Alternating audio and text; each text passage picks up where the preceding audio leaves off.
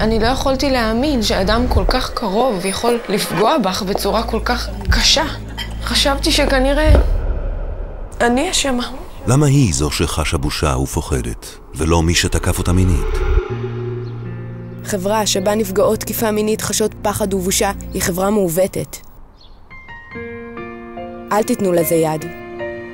1202, המרכז לסיוע לנפגעות תקיפה מינית. כי יחד קל יותר להתמודד. באותו רגע הרגשתי פחד. שאף אחד לא ידע. לא יראו עליי כלום. למה הוא זה שחש בושה ופוחד, ולא מי שתקף אותו מינית? חברה שבה נפגעי תקיפה מינית חשים פחד ובושה היא חברה מעוותת. אל תיתנו לזה יד. 1203, המרכז לסיוע לנפגעי תקיפה מינית. כי יחד קל יותר להתמודד.